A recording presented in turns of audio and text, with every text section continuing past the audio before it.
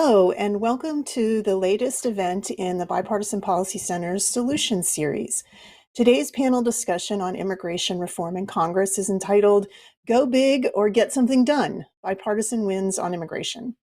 I'm Teresa Cardinal Brown. I'm the Director of Immigration and Cross-Border Policy at the Bipartisan Policy Center, and I welcome you to this event. We have a wonderful panel of speakers today who will address some of the issues we think could gain bipartisan support and even get done in the current Congress and make it to the President's desk for signature on immigration. Before we get started, please note that we will be taking your questions toward the end of this event, and you can make your questions known in the chats, in Facebook Live or on YouTube, comments section, or by Twitter using the hashtag BPC Live. I would just remind you that the comment sections on YouTube and Facebook will be moderated, so we ask you to please keep your comments civil, on point, and not engage in attacks on other commenters. So let's talk about the issues. What do we mean by titling our event Go Big or Get Something Done? Well, most people who have followed the ups and downs of immigration reform attempts in Congress over the last decade have seen or heard about the idea of comprehensive immigration reform. That's the idea of tackling all of the changes and fixes needed to our immigration system in a big package deal that has something for everyone. Legalization for the undocumented, increased border security, changes to legal immigration for employers, and family unification, and anything else that is necessary to get the votes. The thinking has been that such bills, having been negotiated in fine detail by a bipartisan group of members of Congress or senators with input from the spectrum of stakeholder groups, could be brought to the floor and gain majority support. Well, that's good in theory, but in practice, not so much. None of these attempts, going back to the George W. Bush administration through Obama and even smaller versions of deals on DACA in the Trump administration, none of those have succeeded. So now the Biden administration and Democrats in Congress have introduced a new version of a comprehensive immigration bill, the United States Citizenship Act. And already many are saying that it's too big to pass. But we have seen some success with some smaller, more targeted bills in previous Congresses that have gained bipartisan support. So now we are asking, could these bills move and maybe even pave the way for bigger efforts in the future? And could these get done faster than pushing a big immigration bill? For our discussion today, we look at some of these smaller efforts with a group of folks representing very different constituents with an interest in immigration reform. So let me introduce our panel. First up is Alida Garcia, who is Vice President of Advocacy at Forward US. Forward is a bipartisan organization advocating for criminal justice and immigration reform. Next is Jonathan Sarager of the Western Growers. He is Director of Federal Government Affairs for them. Founded in 1926, Western Growers represents local and regional family farmers growing fresh produce in Arizona, California, Colorado, and New Mexico. And they provide over half of the nation's fresh fruits, vegetables, and tree nuts, including nearly half of the nation's organic produce. Meredith Singer is a government and regulatory affairs executive at IBM, and she has been there for 14 years, having seen many iterations of immigration reform come and go. As a Capitol Hill and federal agency lobbyist, she's responsible for advancing IBM's legislative and regulatory priorities in human resources policy, including immigration, diversity, and inclusion. She's also the chair of the U.S. Chamber of Commerce's Immigration Committee and an advisory board member of the DACA-focused Coalition for the American Dream. And finally, Casey Higgins. Casey is a senior policy advisor at the law firm of Aiken Gump and a fellow with BPC's Immigration Project. She has nearly a decade of experience in the House of Representatives, most recently in the office of Speaker Paul Ryan, where she worked for him trying to shepherd various versions of immigration reform across the line in the House. So welcome to all of our panelists. So to kick things off, I want to start with the area that maybe most people think has the best chance of getting bipartisan support and enacted into law, and that is legalization for the so-called dreamers. That is unaccompanied children in the United States, unaccompanied immigrants in the United States who arrived while they were children and who have grown up in this country. We've seen various bills introduced to legalize this group since 2001, 20 years ago. And just last month, Senators Richard Durbin and Lindsey Graham reintroduced the Bipartisan DREAM Act in the Senate. So Meredith, I'm going to turn to you because many folks may be curious why a company like IBM has been so involved in the cause of the dreamers. So why don't we start there?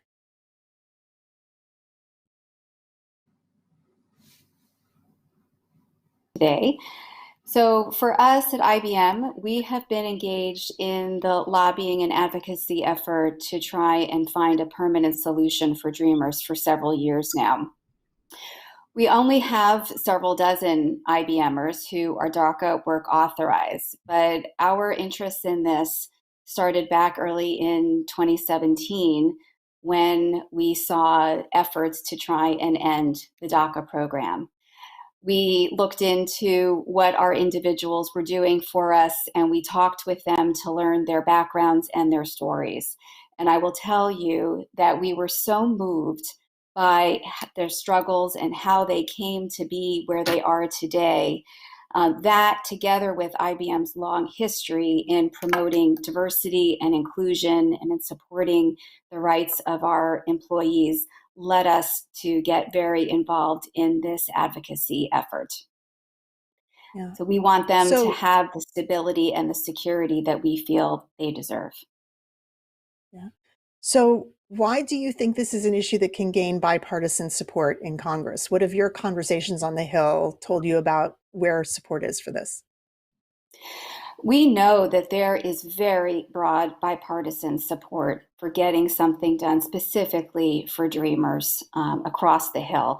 I have done hundreds of meetings with both staff and with members over the last couple of years, and even just in the last 4 to 6 weeks, I've probably met with more than 35 offices representing both parties. And there really is universal agreement that they want to get something done on behalf of this population. So I feel encouraged that if we are able to address this issue unto itself, that we can demonstrate to the rest of Congress as well as to the American people that immigration reform in some way, shape, or form is entirely possible. Finally, why do you think it might be able to be addressed quickly? Is that because of the meetings you've had and the support that you've seen? Absolutely. We're very excited to see the DREAM Act introduced now in the Senate. We know that we'll also be seeing a similar bill in the House.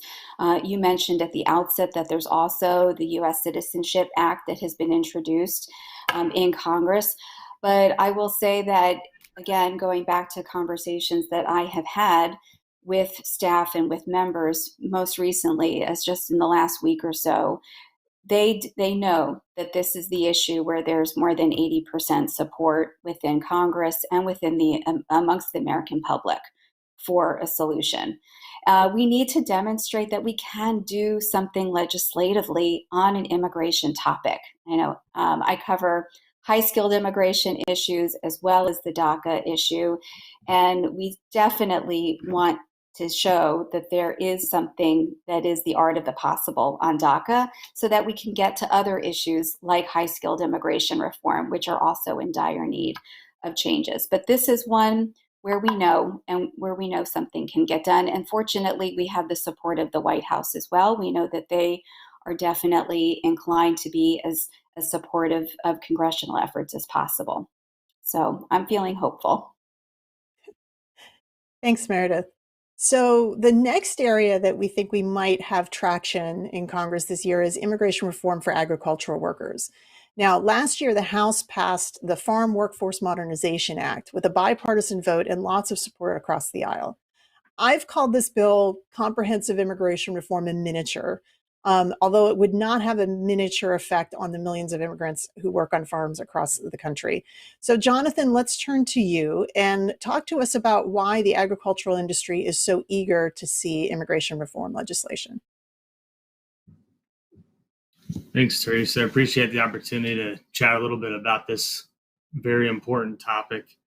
As many of you know, there's over 1 million hired farm workers across the country in all ways of agriculture. For us specifically at Western Growers, specialty crops, fresh fruit and produce, tree nuts, very labor intensive. We've had challenges throughout the decades of getting enough labor, but that's not special just to our side of agriculture. Livestock, dairy, other sectors all have challenges with regard to labor. The labor the workforce is aging as well. The average age of the worker for agriculture is now at about 43 years old. This is very difficult work, and it's very technical work. If you spend any time with some of the workers, you would see that it's very specialized work, and it's not something that you can just come off the street and try to figure out how to do on your own. It's very difficult work. Um, Many of the agriculture groups and growers and ranchers across the country are becoming more and more involved and dependent on the H-2A guest worker program. It's a very expensive program, but it's kind of the last opportunity for folks to be able to get a workforce to help with agriculture in the United States. It's been a difficult program to navigate for folks to get into it, but also just to maintain that as a viable resource for labor, and that's something that needs some improvements on as well. So let's talk about the Farm Workforce Modernization Act. What are the provisions of that bill, and how would it help your members? So the FWMA, as we like to call it in shorthand, had three titles in it. The first title would provide a legal status for the existing workforce. As I mentioned, half of the hired workforce in the country are undocumented. And these are folks that have been working and providing food for our tables at home across the country for decades. Um, if you have, like I said, you spend time with some of these workers and some of their employers, you learn that they are more family than employees, just like long-term workers of any business. Um, so there is a lot of sympathy for what they've gone through and what they've provided for us, and so there is a lot of appetite for providing a legal status for them. That's the first title in the bill. The second title in the bill provides updates and streamlines the program of H-2A guest worker program. As I mentioned, a lot of folks are turning to the H-2A guest worker program across the country to allow for enough labor force for their businesses to continue. Obviously, they're all required through the H-2A program to enlist any willing and able U.S. citizens first and foremost, recruiting for them and hiring them before they can seek foreign guest workers. But oftentimes they do not get many applicants here from the U.S. Domestically, so they must look abroad. So the second title provides for an easier access to foreign guest workers, and also very importantly provides an avenue for some of the year-round sectors, including dairy specifically, but others in the ag industry to have access of H-2A who have not since had access to H-2A. And many of their workers are undocumented as well, aging as well, and they need more assistance to have enough labor to continue to provide milk for the country. The third, and I'll just be brief on the third title of the bill is on electronic verification, E-Verify. And we could talk more about this, why it's bipartisan, but this is one of the reasons why the bill became bipartisan. Republicans are looking to add E-Verify to make sure that employers and workers know that this is a long-term solution, and they don't want to go down the road 10, 20 years from now and have to try this again. So the E-Verify notably would allow enough time to allow those workers who are here to come forward and get right by their documentation, and allows for safe harbor for those workers, for the employers who help them do so. Yeah. So this bill, as you mentioned, had a lot of bipartisan support. It was also put together by a group of growers and a group of farm worker advocates and unions. How important do you think it is that that constellation of folks came together to negotiate this in getting bipartisan support? Yeah, very important. It was not an easy months long slog to negotiate this bill. As you mentioned, there were folks from industry and folks from unions, predominantly United Farm Workers.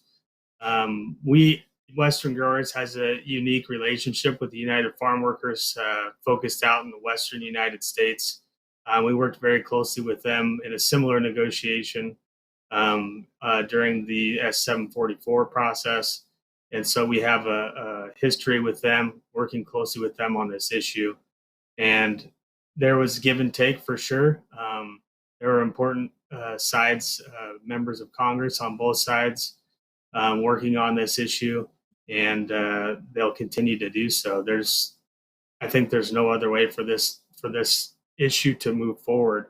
And both sides, I think, see that, are passionate about making progress on this issue, willing to give and take, see how much they can, and know the issue well enough to move forward in the process. Again, it's not an easy conversation, but both sides are very passionate about what they do and their shared goals to make this work happen. I think that's why we were able to pass it in the House last Congress, and a strong bipartisan support, and look to do the same here shortly. That's great. So finally, in this introductory part, we're going to address another group of immigrants that have seen a lot more folks pay attention to, the so-called essential workers. These are the workers that have frankly seen us through much of this last year of pandemic. It includes frontline workers in healthcare, food production and food service, cleaners, retail clerks, delivery drivers, waste management, and other areas that have kept us going in the economy since COVID locked most of us down. Last year, a bipartisan bill was introduced in the Senate to address the healthcare workforce that would have granted green cards recaptured from unused visas in past years to frontline healthcare workers. And there is an effort this year to expand consideration to some of these other groups. So let me turn to Alita. Alita, Forward US has been advocating for these workers for the last few years. Tell us who these folks are and why are they essential?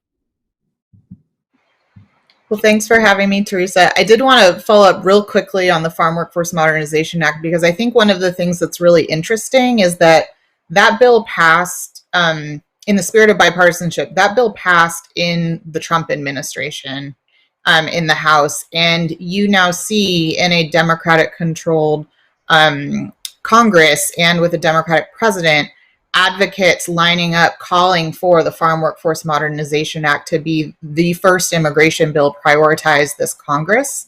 And I think that that is the spirit of partnership that many of us who do this professionally are entering into, this like unique time where government's aligning and people want to put a win on the board, and being serious around these bills that truly have a chance of building the congressional majorities that we need to actually result in law is the level of sincerity that everyone's bringing to the process this Congress, which I am super juiced about. And as the descendant of many generations of farm workers, am really hopeful around those prospects.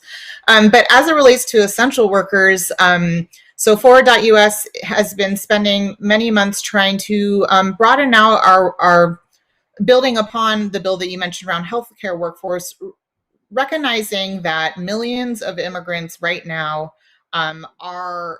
who are maintaining our economy and our systems in order for the rest of us in the middle of this pandemic to do our jobs in staying at home. And with that is a lot of risk and a lot of sacrifice. There are nearly 23 million essential immigrant workers in the United States. 1 in 5 people in the essential workforce in the United States is an immigrant. And of those 23 million, around 5.2 are undocumented. So like you said, these are folks who are healthcare workers. These are janitors keeping schools and hospitals cleaned. These are grocery clerk workers helping us ensure that the food supply continues. They're everywhere. They're fueling us. They're domestic workers helping women to continue to find ways to get to their Zoom meetings and also educate their kids and also find time to eat lunch right now. And so essential workers are really showing up for us and our economy to enable us to have a chance to build back as a country after this incredibly sort of ground shaking event that we've all lived through over the last year. And so the push to legalize essential workers is really in recognition of that service, and recognition that it's probably not fair that those are the folks that are getting the sickest. Those are the folks that are dying at disproportionate rates right now. Those are the folks that are blocked out of any other government relief.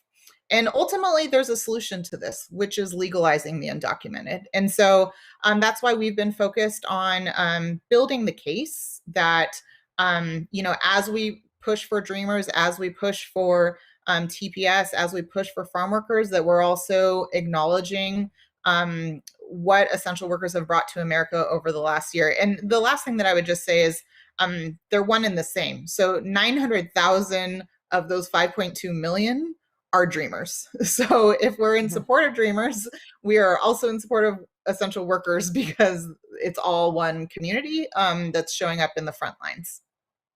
Yeah. So, talk about why you think this group of workers can gain bipartisan support in Congress. I mean, you've done a lot of research at Forward looking at the economic value these folks bring, but what do you think is the way that can get Republicans and Democrats on board together with this? Well, in near term, we'll be releasing some data that shows that the American public is fervently behind us in this endeavor as well. So stay Always tuned good to there. know. But as I mentioned, DACA recipients and supporting Dreamers is like an 80% American public. This is the majority of Trump voters support legalizing Dreamers, support the DACA program. That's a million people or 900,000 to be technically correct, of the essential workforce that are undocumented. A large proportion of TPS holders are also essential workers. And also industry is going through a really tough time. Small business is going through a really tough time. And people want stable workforces. I mean, I think that's what we're hearing from the Western growers is business needs a stable workforce. And right now, in this economic crisis that we're in, while people are also getting sick, part of what we can do is ensure that workforces are stable, ensure that the families of these workforces are stable. It's not just these workers who are getting sick, it's also their family members. I was on a press conference with Senator Warren last week with essential workers. A woman who was a janitor at Harvard spoke in that press conference. And in her union, they've had over 100 members die over the last year of COVID. And so I think when we really dig down and talk about like the impacts of this pandemic, it's the essential workforce that has taken a hit, and it's the employers who are trying to navigate building systems that are healthy and supportive for their workforces to stay there for the long term, and the ability to predict their businesses over years to come. That really matter. And so I feel optimistic that we're going to be able to bring strong stakeholders to the table on this one.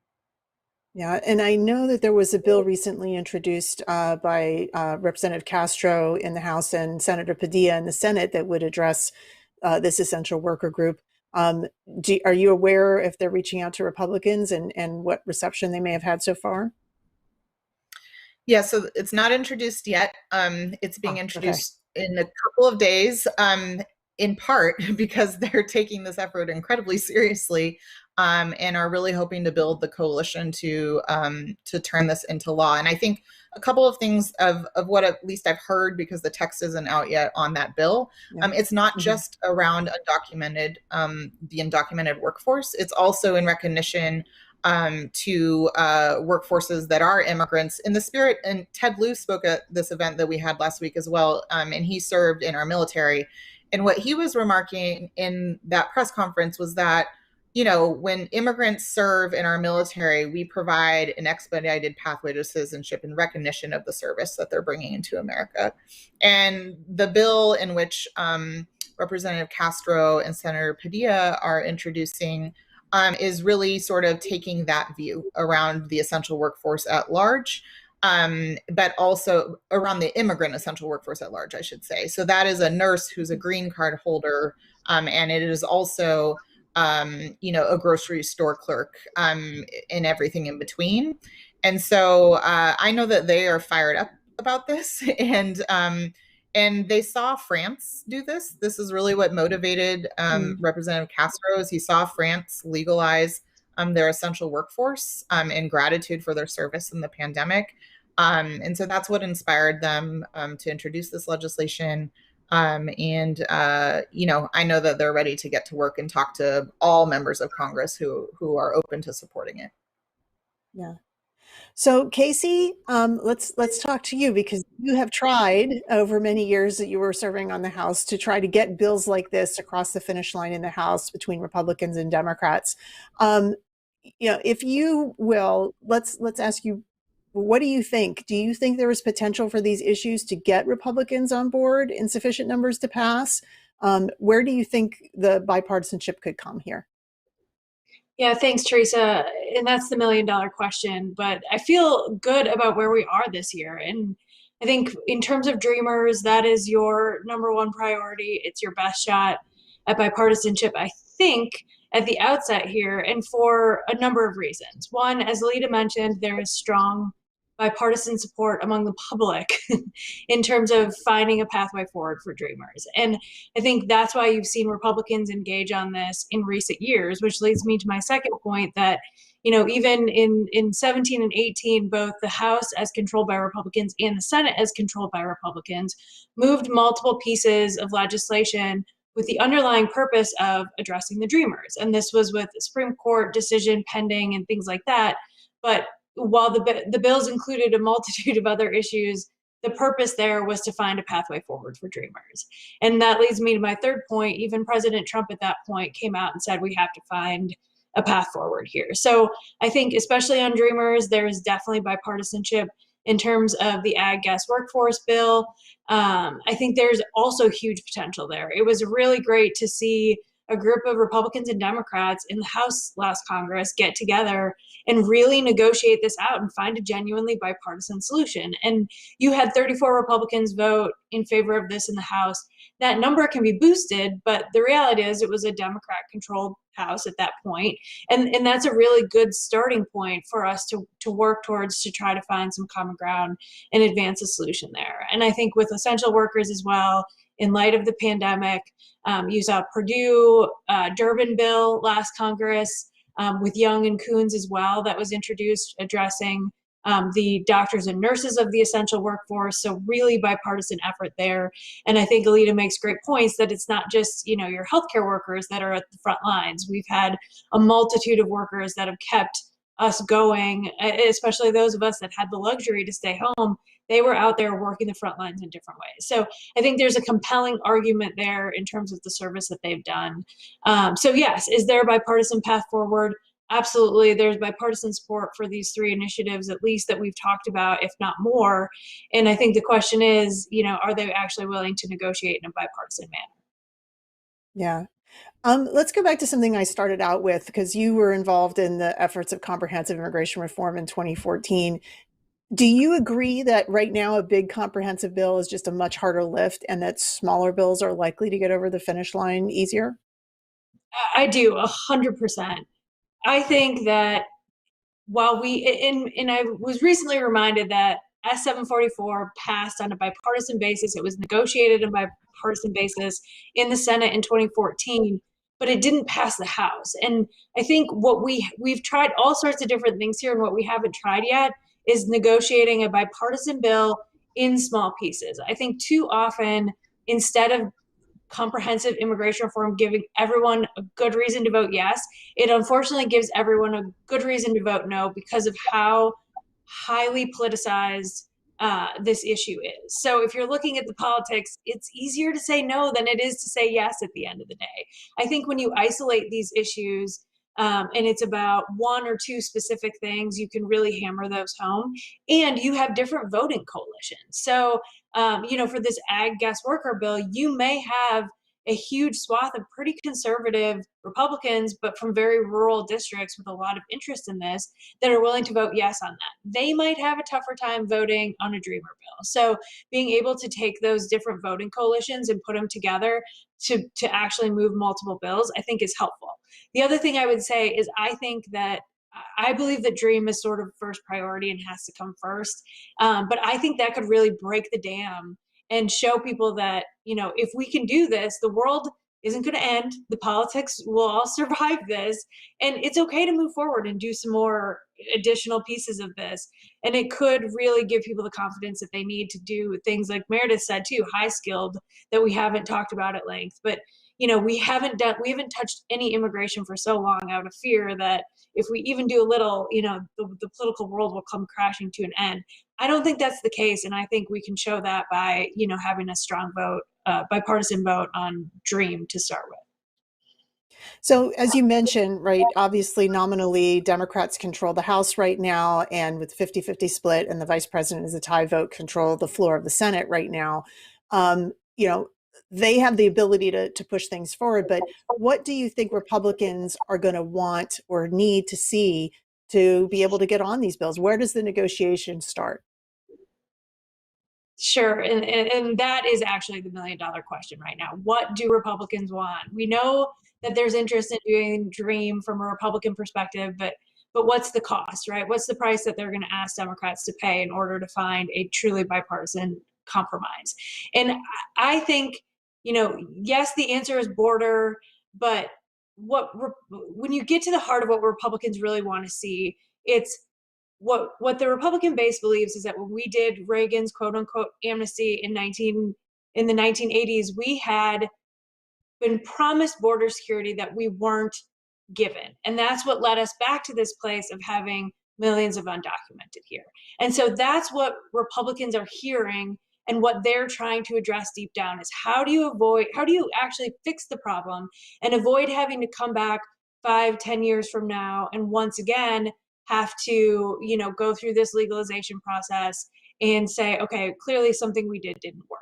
So I've been encouraging Republicans, yes, there are things that we can continue to improve along the border, but in a lot of ways too, I think what's missing from this conversation, and I shouldn't say from this conversation, but more broadly, and I think in particular the bill that the Biden administration has introduced recently, it doesn't do a lot to address future flow, particularly in terms of your non-immigrant visas, your guest workers. And if you can get those workers coming through the front door, the ones that are coming to do a job for the economy, if those legal pathways work, they're not trying to come illegally. They can come through the front door, and we can focus on some of the issues, drug traffickers, human traffickers, things like that, actual criminals at the border. But also because they can come through the legal system, they're not coming illegally.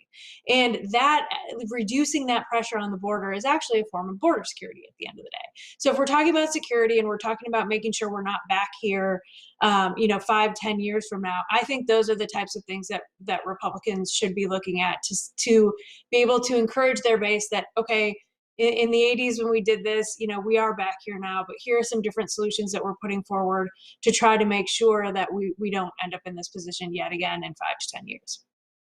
Yeah. So I'm going to open this conversation up because we now started talking about the politics. Meredith, let me go to you.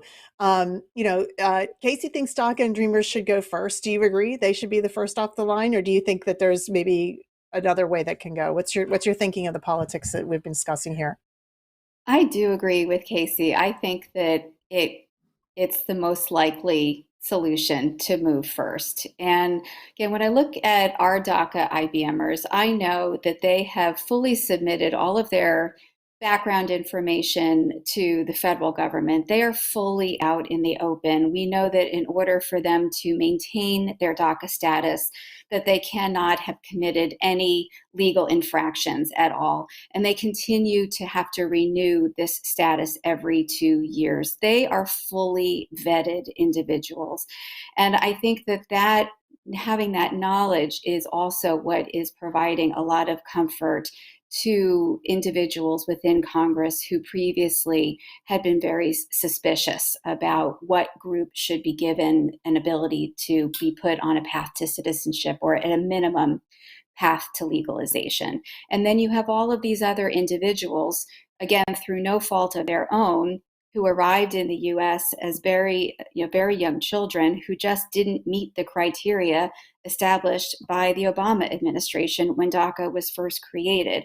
And because of that fact, they haven't been able to apply for DACA status themselves. But if the criteria were to change, they themselves would be more than happy to fully submit all of their information and be vetted and so on. So again, I think that we're at the point now, having been talking about this for so many years within Congress, that members on all sides, as well House and Senate, now agree this group of individuals is ready, and they're ready to legislate something for this group of individuals. Yeah. Alita, I'm going to bring you in here because we've talked about a few different bills that have been introduced or are going to be introduced. There's a lot of different vehicles, if you will, right? So we have a bipartisan DREAM Act introduced in the Senate, but the House last year passed its own Dream and Promise Act that could come back. We have the farm worker bill that you mentioned, and then these new essential worker bills. And oh, by the way, we're trying to pass a COVID relief bill by reconciliation. So I want to ask you first, what's your thoughts about which vehicle, which way? Is there a process that works here that you think is going to work better, or should we just go for whatever works?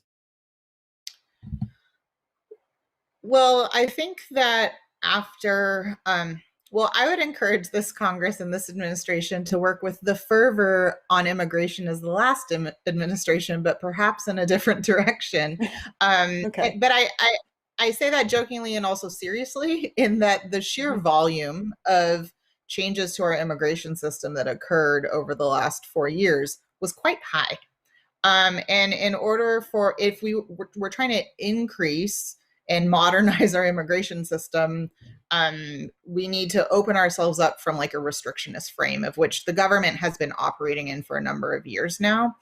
And so I'm of the view of we need to fight at every turn through all levers of government. But one of the things I also just want to say on DACA is there is immense urgency. This program is not safe. And so I think there have been a lot of sort of ups and downs over the last 4 years on the program. And now people are like, oh, Biden's in office, DACA will exist in perpetuity. But the case is before a district court in Texas where that judge has made it very clear that he will rule that the program is unconstitutional, and that is only a matter of time before that case is up before the Supreme Court. And I am not optimistic, as someone who's worked on United States versus Texas and the last DACA case of the Supreme Court, that we have the votes in this current court to survive that attack on deferred action.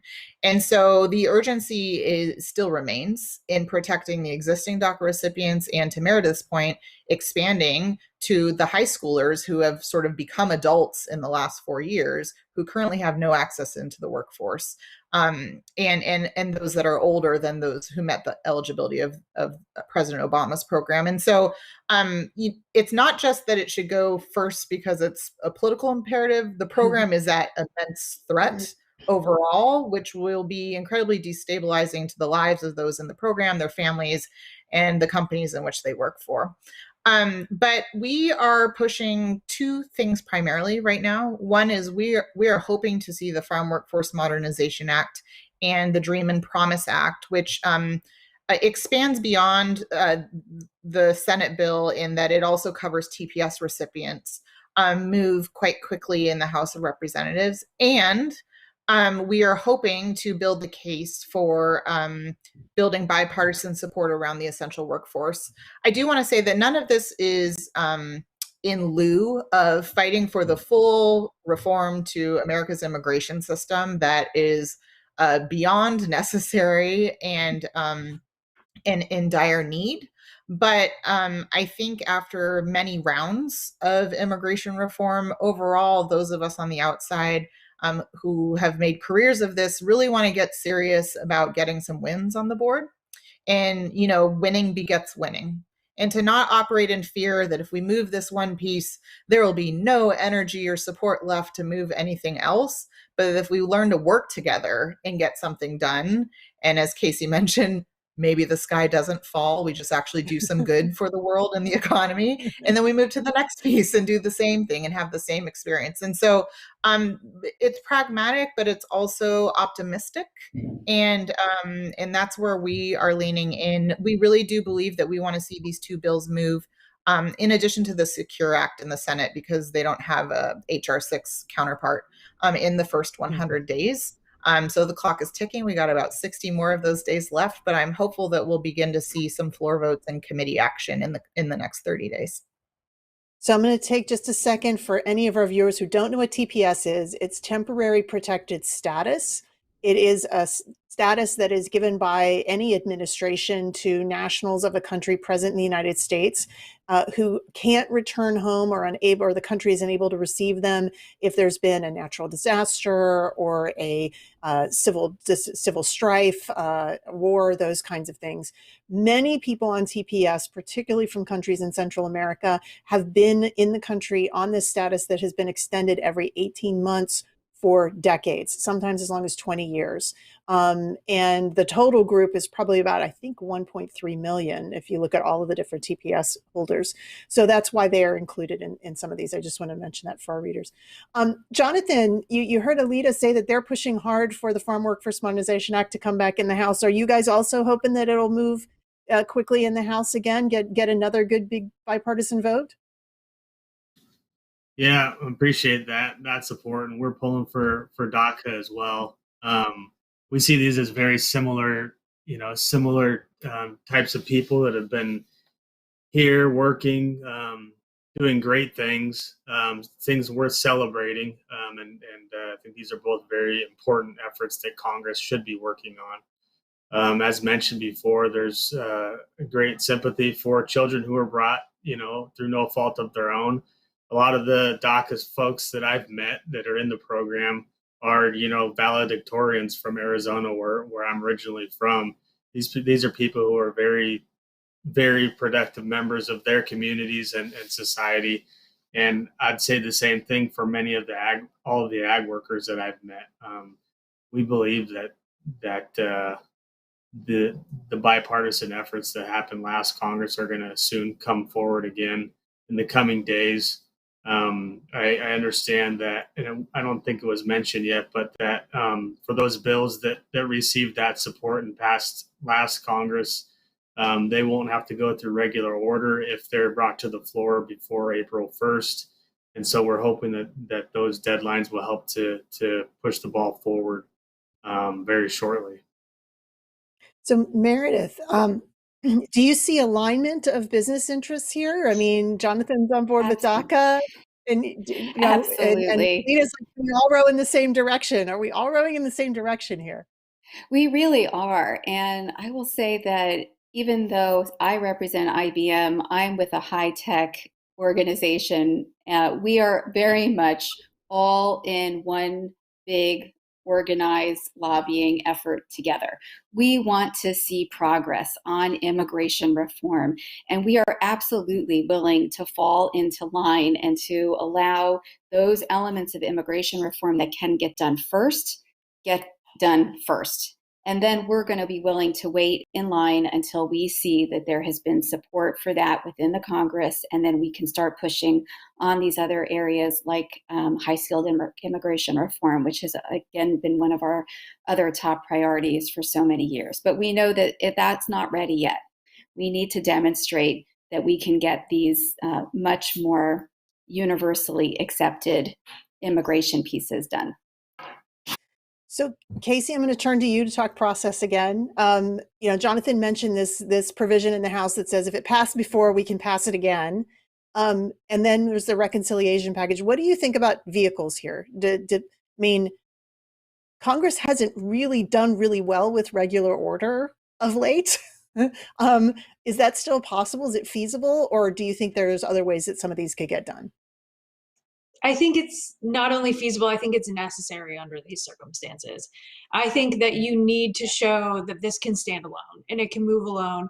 And again, that's part of the, putting it into, instead of putting it all into one big package, kind of isolating these issues, finding your vote coalitions and moving on that. So I think it's great that the House is putting forward Dream and Promise under their expedited procedures. I think there are indications that the Senate Judiciary Committee is going to move very quickly on a version to try to move forward. And then I think the question at that point is, are Democrats really willing to work with Republicans to try to find where that middle ground is, because the fact is you need 10 Republicans, but probably more, right? I think for an issue like this, nobody wants to be 60. You got to get to 65, 70 to really have people feel comfortable taking a tough political vote.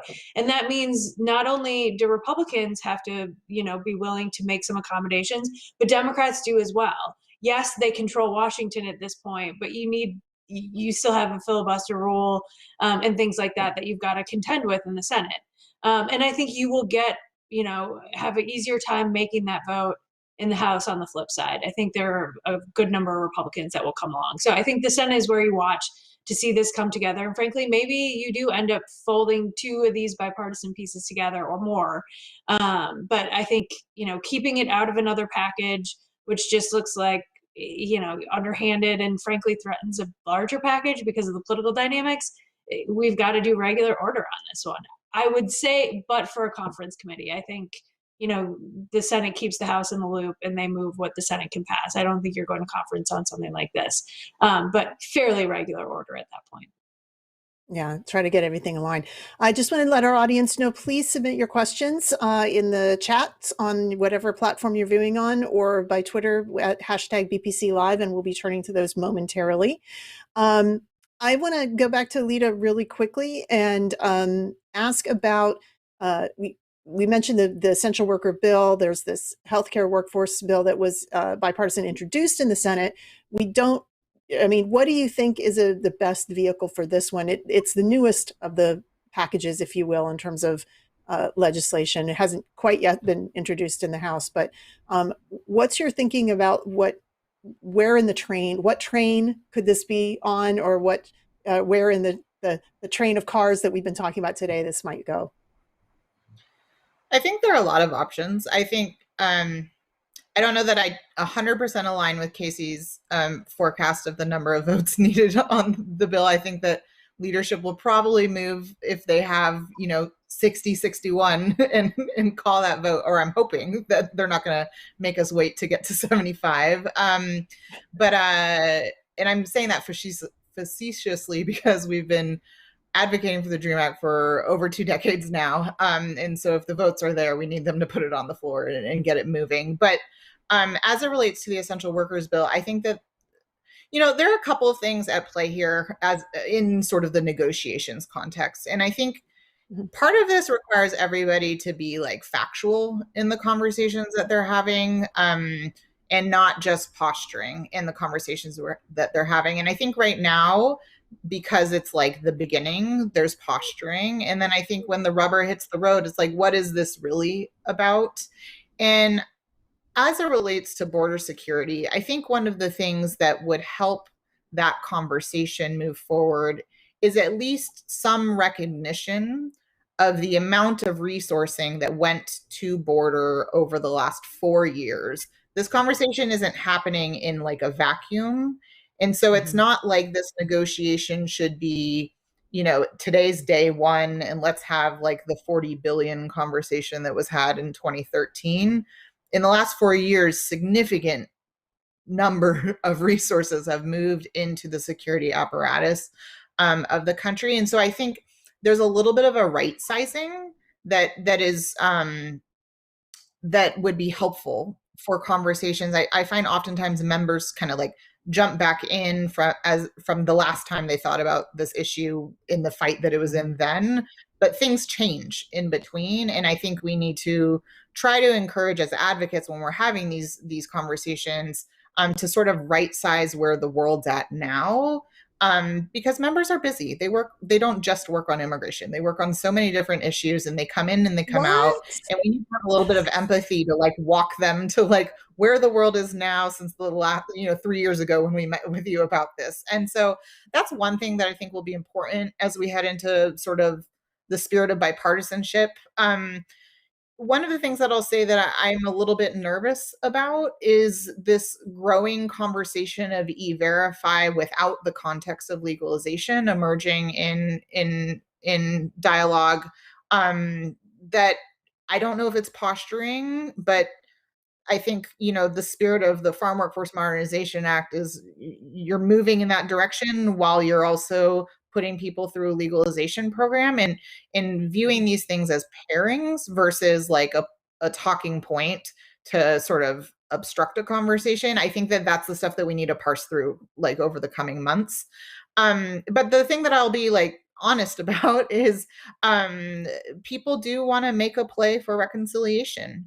And should we not get to the majority that is needed, and that is on behalf of both parties having serious conversations around negotiating, we believe that there are multiple vehicles in passing legalization policy, and one of those could be in a lower vote framework within the reconciliation process.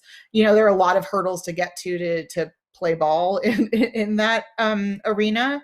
But I think that what essential workers and what immigrants at large are facing across the country right now is so severe and so urgent that those of us who are fighting for them are going to want to fight for them on every vehicle possible. But we're committed to really trying to get to the vote totals that are needed, particularly in the Senate right now, is where a lot of this work needs to happen. Those are real hard conversations that we're encouraging Democrats to have in sincerity with Republicans and vice versa.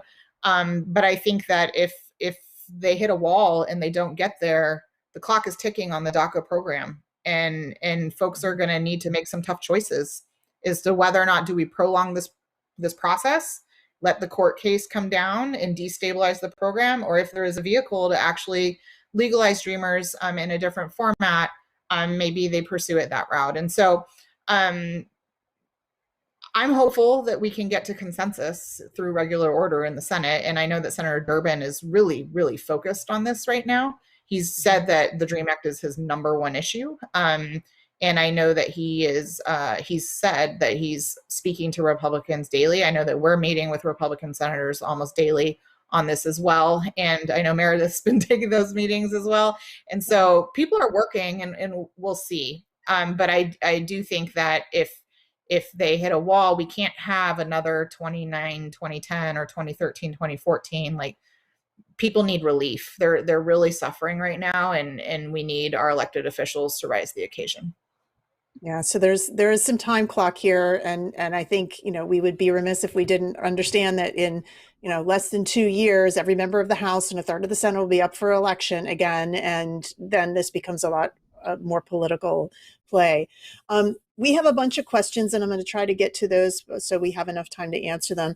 The first one coming in, Meredith, I'm going to address to you because you've spoken a couple of times about high-skilled worker programs, and this is about that, whether there's any active consideration of reform or agreement on the H-1B visa program, which would be supported by business and could help contribute to economic growth. Thank you, Lee, for that question. Meredith, where do things stand on high-skilled immigration? You said earlier you're not sure it's right time yet. Maybe you don't have the kind of package negotiated the ag workers do, but where do you think things stand? We've got a number of pieces of legislation that have been introduced over the years that would reform, modernize, update the high-skilled immigration program. I would say we haven't seen any of them reintroduced yet in this Congress, and I think that's frankly in large part due to the fact that there are these other issues like DACA, like ag workers, essential workers, that just about now everyone who lobbies in this space knows needs to happen first. So I'd say that the parties are keeping their powder dry, to be honest with you. And I'll also note that there were a ton of executive actions and regulatory actions from the last administration that we're frankly trying to clean up right now. We in the big business community felt like we were under assault in the last couple of years from the administration on the high-skilled side, between the different presidential memorandums as well as the executive orders and the regulations. So right now on the high-skilled side, we're focused on trying to undo a lot of the damage that we faced in the last 4 years from the administration. And at the same time, once we can get some of these other issues addressed legislatively, then we can turn our attention to fixing the high-skilled program through legislation. Great, thank you. I'm going to open this to whoever has a good answer. Someone asked a question about the Bridge Act and whether the Bridge Act will be reintroduced. Senator Graham had been a supporter of bipartisan immigration reform, and it hasn't been clear if he'll work with Senator Durbin on that again. I don't know if Casey or Alita, you know about the Bridge Act and want to comment? Yeah, I'm happy to jump in. I think so. Senator Graham was an original co-sponsor of the DREAM Act that Senator Durbin introduced a couple of weeks ago, and so I think the Bridge Act was an attempt in what could be described as an antagonistic moment towards the program where the administration was repealing DACA. That was a solution that was presented at that period of time in crisis. But Senator Graham has introduced this new DREAM Act, which is a stronger piece of policy with Senator Durbin. And all indications are that he and Senator Durbin are taking this quite seriously and trying to get to the vote totals necessary to pass through regular order in the Senate. I will say that I have not spoken to him myself, but I do believe that they are very focused on this based on things I've heard, and we're pretty excited about that. Yeah. I mean, it is worth saying that the last attempts to pass DACA legislation, DREAM legislation after President Trump tried to end the program in 2017, there were a slew of different bills with different configurations of Republicans and Democrats, some Republican. Everyone was trying to get to that under the procedures that were in place at that time, like a 2/3 vote to get things passed, and nothing quite met that threshold, but we're not quite in the same position now. Casey, what do you think about that in terms of like how does this moment differ from what was happening back in 2018 in the House and Senate when those bills were trying to be moved? Yeah, I mean, I think it could differ greatly. I think at that point there were attempts to have some bipartisan conversations, and at some point the Democrats didn't want to have those conversations anymore. And right or wrong, it was both sides pretty much working independently. You saw bipartisan bill come out of the Problem Solvers Caucus or a sect of that caucus. But for the most part, there were not bipartisan conversations happening under the president. So I think hopefully here we're going to move to the point where we are having those bipartisan conversations. And the thing I would say too is to clarify my earlier point about the 65 or 70 votes. My point is not that once you get to 61, you don't just bring it to the floor and go.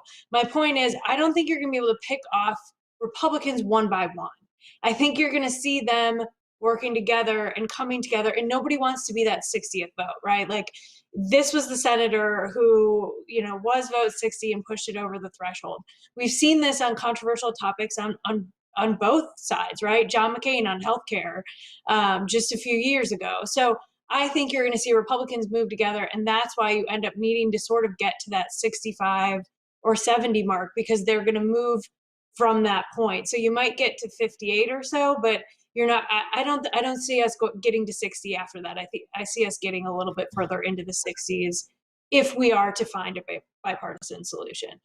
So again, it all comes back to, can we genuinely have those bipartisan conversations that frankly we weren't having in 2017 and 2018. So that'll presume that there's a block of Republicans that can come on board if X or Y is part of the discussion. And so we have to wait and see what that X or Y is. Right. Next question is Democrats on the other side too, right? I mean, whenever you're going one way or another, you're losing people on the wings. And it's something that in this, the solution really is in the center, because you're going to probably lose a few on the left, just like you'll always lose some on the right. Well, and I think we haven't yet talked about that, the importance of, we're presuming a unanimous Democratic front on all of these things. And we know that there's a smaller Democratic majority in the House. There's 50 Democratic votes in the Senate, which means they don't technically have a majority unless it's 50-50 and the vice president has to vote. Keeping everybody on side and then trying to get Republicans is a hard thing to do in and of itself. So we'll have to see how that plays out too. The next question is about the essential worker legislation. And Lita, this is for you if you've seen what's in the bill or know a little bit. But how difficult is it to define who counts as essential worker? They're asking, will part-time count or having worked for a series? I mean, this is about the details of the legislation. So based on what you know, what are the ideas that are being considered for how you define this class? Sure. So I think the spirit in which in conversations with Congressman Castro and Senator Padilla's office, I think that the spirit in which they're operating is to try to create an inclusive legalization program around the definition of essential workers. There are a couple of ways to think about that. So one, the Department of Homeland Security has an existing definition that has delineated industries in it. And that lands at around 5.2 million people if you sort of run the numbers within that definition. But that is not a perfect definition in sort of acknowledgement of who truly is the essential workforce. And so some ways to boost that definition is to also consider what states have declared as their essential workforce as a part of the model. So if you take the federal government's definition, then you also take what all of the states have delineated. For example, I know the person most critical in my life is my nanny, who's a domestic worker. The world thrives off of domestic workers. And I know that it is more clear that they're included as domestic workers in some state definitions than in the federal government definitions. And so I have not seen the bill text of what will be introduced to know specifically what will be included in terms of the categorization of it all. But those are some ways in which people have grappled with this and have also delineated things and recognize that for some folks in this workforce, things are up and down. So they could have been in one job and then lost their job in the pandemic as businesses closed down and then got another job. And so trying to acknowledge for the variabilities, but with the real spirit of showing up for those who have showed up for us and trying to find the policy language to cover for that. So I think we'll see when the bill comes out specifically sort of like who's in, who's out, and then that would then subsequently get negotiated, I would assume negotiated down. But I think a default position in which probably has some room for bipartisan support is around the federal government's definition.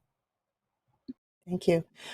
So the next question, we really haven't talked much about President Biden's proposal. I kind of started out by saying that's not what we're going to talk about, but let's talk about it for a minute.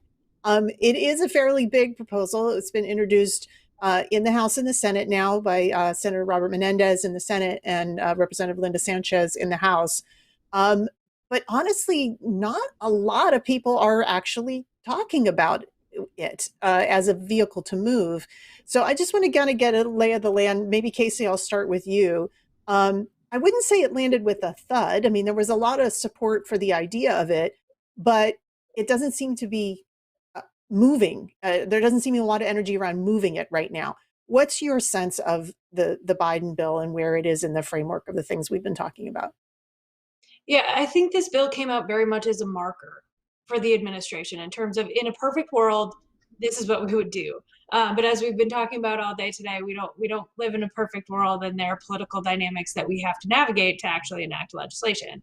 So I think part of why you didn't hear more buzz about it was it seems to me that among those of us that work in the immigration world and follow these things closely, we knew that this was a marker and that there was likely an intent to pivot to things like the Dream Bill, the Ag Bill, essential workers, and other things like that. So I think that's part of it.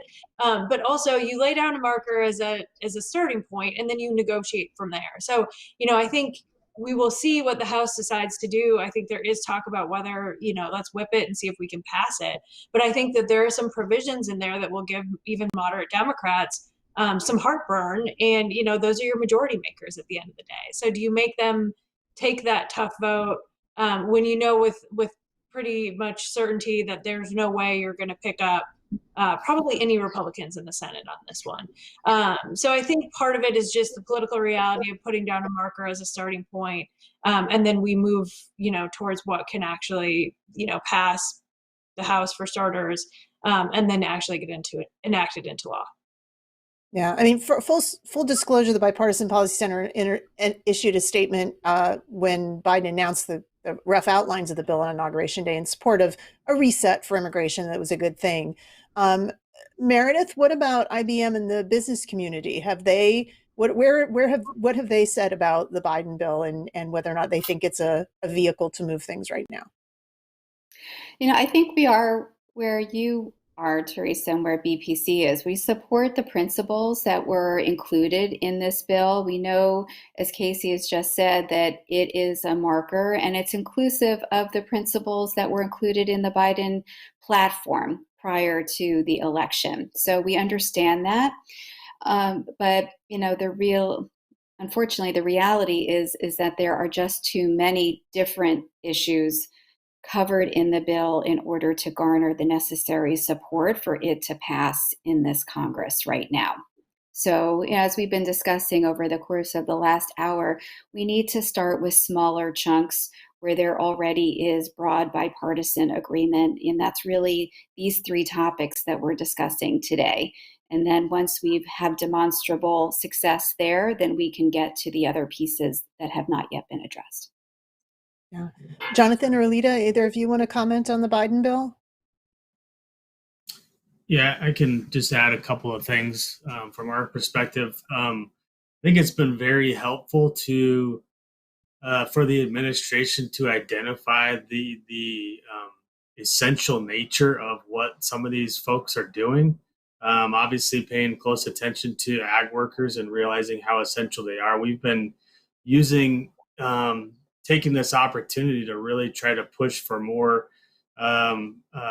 funding and ways that we can help the ag workers who have during this pandemic continued to work and put themselves, their own health at risk. And so that our members, and I think I could speak for all of ag across the country, have worked to try to keep them as safe as possible. And it's administration that's this supportive that's helping to, allow folks to realize that, and that we should be doing what we can to keep them all safe.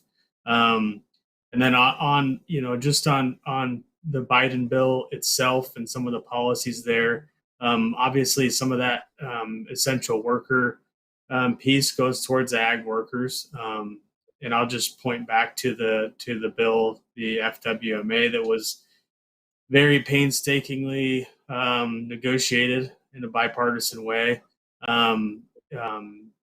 That is the way forward. It's a little more difficult now, given the time of COVID and not being able to be across the table from people who are you're negotiating with. But I think it still can be done.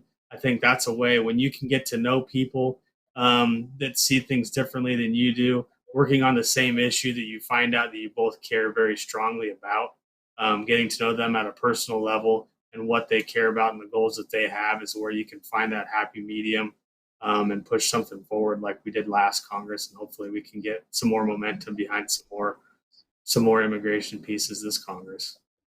Yeah. Alita, did you want to say anything about the Biden bill? I'll give you an opportunity. No? Okay. I think one more question here. And this may be a little bit of guesswork. Casey, I won't make you speak for all Republicans here, but the first question was, what would be the content of a bill that most or all Republicans could vote for? I think that's a little, I'm not going to make you answer that question, in part because the Democrats control the House and the Senate right now. So a bill that all the Republicans would vote for is not going to pass this Congress the way it's set up right now. But you mentioned a couple things that you think are going to be important to get Republican votes. Alita mentioned this question of border security. I kind of agree that border security in the past has been this ill-defined issue that we want more border security in exchange for more people that we legalize. And what that boils down to is basically throw a lot more money at it. Do you think that's still what Republicans want, or you kind of were a little bit more nuanced about what can we do to see that we won't have to deal with a lot, this many undocumented people in the future? Is that more of where you think it's at?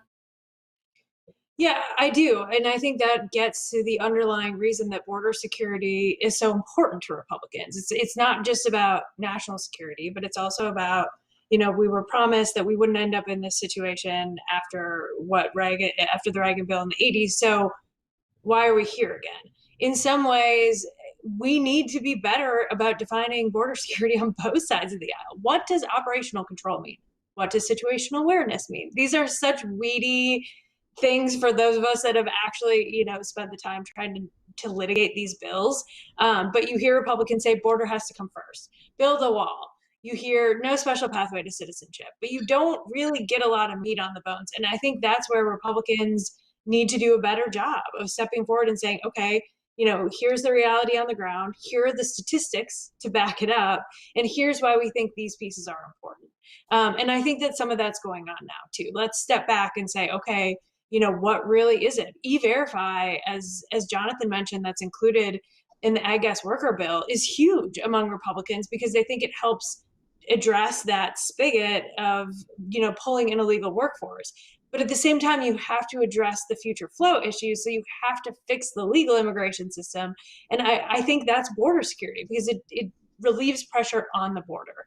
So I think that there needs to be a more holistic vision of this, and really dig into the policy and figure out what is it that Republicans are looking to do.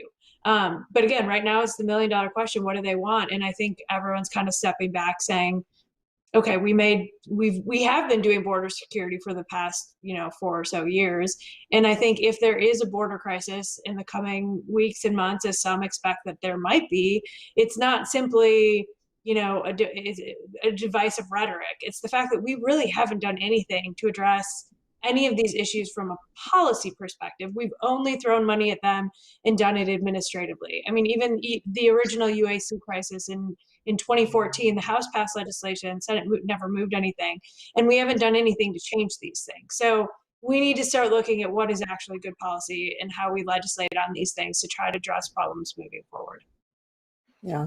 If I could jump in real quick. Yeah, go ahead.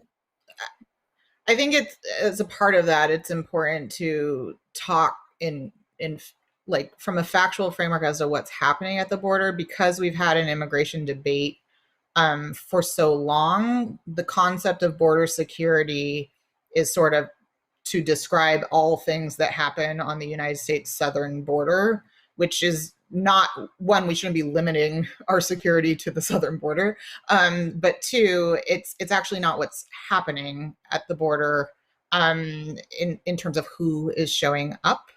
And so we actually have a lot of people who are fleeing persecution or fleeing environmental crisis or economic crisis, who need those legal pathways to show up or need proper asylum channels to pursue asylum, but it all is getting bundled over the concept of border security.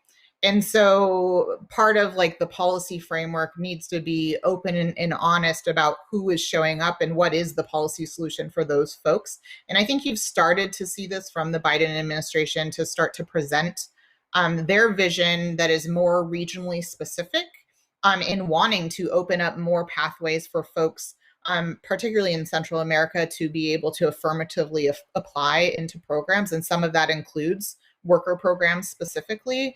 And I think the more that, to Casey's point, that we're addressing like with more clarity as to what the talking points that members use are, what the actual policy underneath it truly is, the more that people can actually find those bipartisan frameworks to work together, because oftentimes we're talking past each other with whatever like the news clip is, but like the policy document that's backed up to that bullet point could mean 20 different things to 20 different people.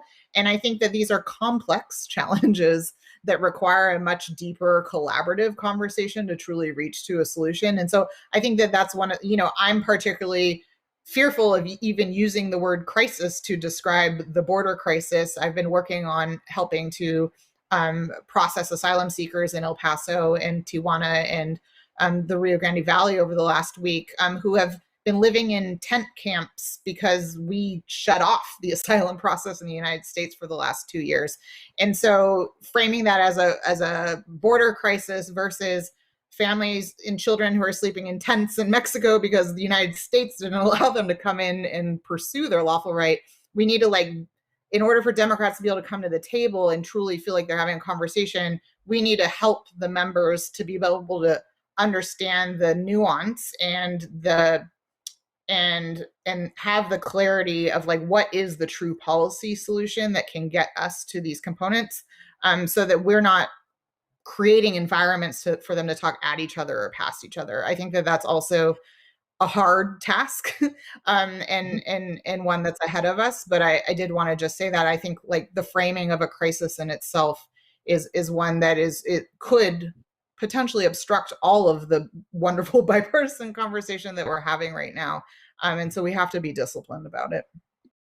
I will second the hope that we can talk less politics about immigration and more policy around immigration. I feel like we have engaged for the last several years in sloganeering, frankly, on both sides of the aisle. And that sloganeering tends to obscure, as you mentioned, the complexities of these issues and what's needed to get them done. I'm going to do one last, and this is a rapid fire question. Because someone is asking, when do we think Republicans will articulate? I'm going to make this a bigger question. What is our timing here? Quick round robin. How quickly do you think we might see some movement on any of these bills? And what do you think is like the king is? Can we get it done fast? What is fast in congressional terms? Meredith, I'm going to start with you. How quickly do you think that we can move DACA? What are you hoping for? What's your ambition there? My hope, and this is just my own hope, is that we can get something done before the summer, at least on DACA. Now, again, it's all about getting votes in the Senate. And we're doing everything that we can to try and understand exactly where those bases of support lie and what it's going to take. So I'm keeping my fingers crossed that by the summertime. All right. Jonathan, how quickly do you think we can see farm worker legislation move? I'm very hopeful we'll see the FWMA reintroduced in the House as soon as this week and put to a vote in the House before the end of the month. And I think that goes for DACA as well. I think the question is the Senate. Will this movement action in the House force the Senate to take up DACA, take up the ag labor issue, and maybe a couple other key issues that they could start having meaningful conversations to see what actually gets to 60. And I think time is of the essence. I know a lot in the community want reconciliation process to be kind of a backstop, and I know that effort will be there if it's possible. So I think it's incumbent upon all of us to push as fast as we can and as hard as we can. Alita, what's your hopeful timing on any of these pieces of legislation? I'm on a 60-day timeline for regular order, or we're going all in for reconciliation and hope to get that done by September. Casey, what do you think? I think Alita is reaching for the stars on that one. I think, look, Congress loves a deadline, right? And there are so many competing priorities right now. And at the end of the day, that deadline is probably if the Supreme Court decides to hear something, but it's also election year politics next year creeping in. So I say realistic timeline is fall of this year into spring of next year. And I do think it's possible. But again, they love a deadline. So 60 days to me seems like not quite a deadline that they will adhere to. Well, I am fully convinced that every one of you will be pushing as hard as possible for as quick a possible movement on all of these bills. Thank you so much for joining us today. For those of you who are watching online, let your friends and colleagues know about this event. It will be up on our YouTube channel and on our website.